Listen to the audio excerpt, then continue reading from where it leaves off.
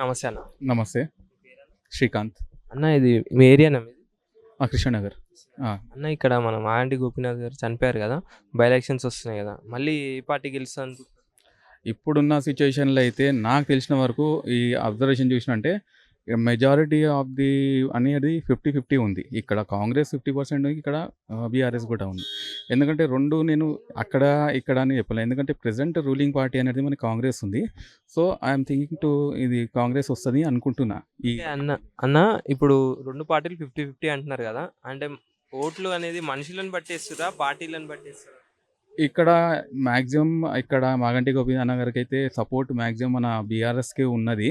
కానీ ఇప్పుడు present ruling ఉన్నది కాంగ్రెస్. సో, ఇక్కడ గూడా మనకి లీడర్స్ అనేది గూడా చాలా స్ట్రాంగ్ ఉన్నారు కాంగ్రెస్ నుంచి గూడా. BJP party? ఆహ్, అయి ఎందుకంటే ఇక్కడ మైనారిటీస్ ఓట్స్ అనేది ఒకటి మైనస్ అయిపోతుంది ఆళ్ళకి. మెయిన్ హిందూయిజం ప్రకారంగా మనకు తెలుగు ఏందంటే మన బీజేపీ ప్రకారంగా అన్నీ పడతా ఉంటాయి. కాకపోతే ఏందంటే కొన్ని ప్లేసెస్‌ల ఓటింగ్స్ ఉండవు దానికి. మెజారిటీ ఏందంటే రావు ఎక్కువ. దాంట్లో ఏందంటే నేను ఒక 15-20% 10% అనుకుంటున్నాను అంతే.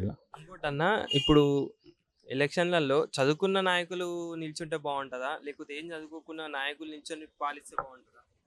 మ ఎందుకంటే మన అండర్‌స్టాండింగ్ ప్రకారం చూస్తే చదువుకున్నోళ్ళు ఉంటేనే బెస్ట్. ఎందుకంటే వాళ్ళకి నెక్స్ట్ మన చేంజెస్ ఏం కావాలన్నా గూడా ఇంప్లిమెంటేషన్ కావాలన్నా గూడా ఏదన్నా మనకి నెక్స్ట్ ఏదన్నా కొత్త స్కీమ్స్ రావాలన్నా సరే ఒక ఐడియా ఉంటది.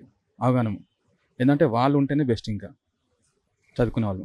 అయితే ఇప్పుడు మొత్తానికి జూబ్లీస్‌లా గెలిచేది మీ ఒపీనియన్ ప్రకారం? ఇదైతే 50-50 ఉంటది. మెజారిటీ అంటే రెండిటికి నేనైతే కాంగ్రెస్, ఒక బీఆర్ఎస్ 2 ఉంటాయని చెప్తున్నాను.